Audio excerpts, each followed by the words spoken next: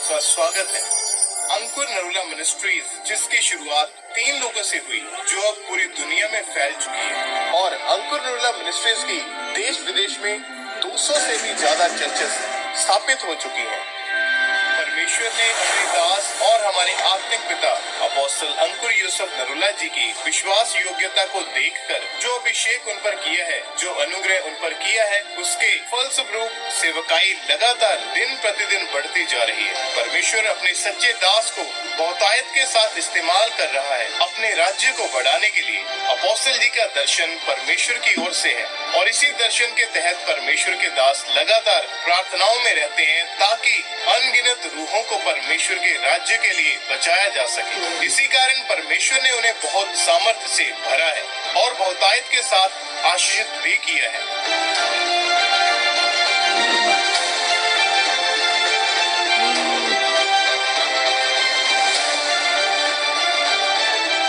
आप भी अपोस्टल जी के दर्शन के साथ जुड़कर आशीषित जीवन जी सकते हैं और परमेश्वर के राज्य में बढ़ चढ़कर हिस्सा ले सकते हैं। हालेलुया। परमेश्वर की जीवित हुजूरी में आप सबका वेलकम है, आपका स्वागत है। तालियां बजाते हुए यीशु मसीह के नाम को महिमा दें। अपने हाथों को हिलाएं। कितने जन खुश हैं आज परमेश्वर की प्रेजेंस में। हमारा विश्वास है कि आज खुदावंद के घर से जो वचनों को आप सुन के जाएंगे, प्रार्थनाओं को रिसीव करके जाएंगे, आपका जीवन कभी सेम नहीं रहेगा यीशु मसीह के सामर्थी नाम में। हालेलुया। हालेलुया। इस तरह बाइबल में लिखा है कि जब नामान कोढ़ी एलीशा जो भविष्यवक्ता था, जब उसके पास गया तो एलीशा ने उसको कहा कि जाकर यरदन नदी में 7 डुबकियां मार, तब तेरा कोढ़ जाता रहेगा और तू शुद्ध हो जाएगा। जब उसने जाकर एलीशा की बात के अनुसार किया और यरदन नदी में 7 डुबकियां मारी तो बाइबल बताती है कि उसका कोढ़ पूरी तरह से खत्म हो गया। उसका शरीर एक बच्चे के शरीर के समान नया हो गया। यानी जब हम परमेश्वर के दास पवित्र आत्मा की अगुवाई से पाए हुए वचन को हमारे बीच में लेके आते हैं, हम उन वचनों को सुनते हैं, विश्वास करते हैं और उसके अनुसार चलना शुरू करते हैं, तो परमेश्वर अद्भुत रीति वापस नहीं जाएंगे यीशु मसीह के नाम में। हालेलुया। तो आइए सब जन अपने स्थानों पे खड़े हो जाएं। ये समय है परमेश्वर के नाम की महिमा करने का, उसके नाम को ऊंचा करने का।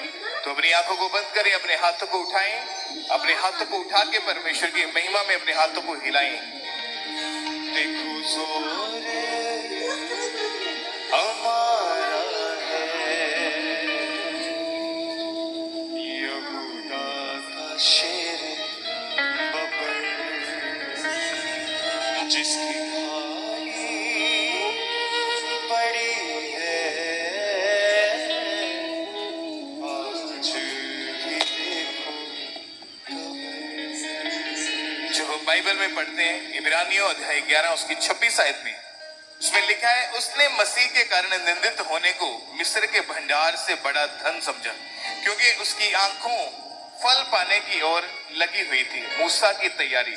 मेरे प्रियो, बाइबल बताती है कि जब इजरायलियों को मिस्र की अधीनगी में रहते हुए 400 साल हो चुके थे और उनके छूटने का दिन आ गया, तब भी वे छूटने के लिए तैयार नहीं थे। इस कारण परमेश्वर ने राजा के मन में यह बात डाली कि वो इजरायलियों के साथ बुरा बर्ताव करे, उनको मारे, उन्हें कठिन सेवा करवाए और उन्हें एक ऐसा व्यवहार उनके साथ करे, और फिरौन राजा उनसे वैसा ही करने लगा। मेरे प्रियो, परमेश्वर ने मूसा को चुना था, लेकिन मूसा का पालन पोषण राज घराने में हुआ था। जब मूसा 40 साल का हुआ तो उसे मालूम हुआ कि वो इब्री है। फिर जब एक दिन एक मिस्री व्यक्ति एक इब्री से लड़ रहा था तो मूसा ने उस मिस्री व्यक्ति को मारकर रेत में छुपा दिया, और अगले ही दिन उसके अपने इब्री भाई आपस में लड़ रहे थे। तब उसने उन्हें कहा कि तुम क्यों लड़ते हो? तब वे उससे कहने लगे, जैसे तूने कल एक मिस्री को मार दिया, क्या हमें भी मार दिया है? तब मूसा को समझ आ गई कि ना तो बल से न शक्ति से, लेकिन परमेश्वर की सामर्थ के द्वारा ही होगा। आज लोग सेवकाई में सफल नहीं है क्योंकि सेवकाई पैसों से नहीं चलती, परमेश्वर की सामर्थ से चलती है। मूसा को यह बात समझाने के लिए परमेश्वर ने 40 साल मिद्यान देश में रखा ताकि उसे नम्र बना सके। परमेश्वर ने मूसा को मिद्यान देश में लोहार के घर नहीं भेजा, ना ही सोनार के घर भेजा, लेकिन एक चरवाहे के घर में भेजा। वहां उसने 40 साल भेड़ों की चरवाही की ताकि मूसा ये जान सके कि जिस तरह ये भेड़ें अपने आप नहीं चर सकती, उसी तरह तू एक दिन मेरे लोगों को चराएगा। याद रखें, मूसा का राजघराने में पालन पोषण होना, मिस्र से मिद्यान भाग जाना और 40 साल चरवाही करना परमेश्वर की तरफ से निश्चित था, क्योंकि वो एक निश्चित मैच में था।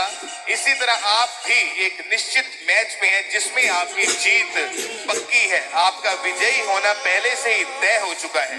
अगर आप परमेश्वर की योजना में परमेश्वर पर गुस्सा करें, प्रार्थना में नहीं बैठेंगे, तो आपकी तैयारी का समय और लंबा हो जाएगा। लेकिन आपने अपनी आत्मिक आंखों से अपने जीवन को देखना है, ये जानते हुए कि आप एक निश्चित मैच में हैं। इस कारण आज आप जिन घटनाओं से गुजर रहे हो, वे परमेश्वर ने आपको तैयार करने के लिए दी है। इसलिए आप हर एक शारीरिक काम को त्याग कर परमेश्वर की योजना पर मनन करें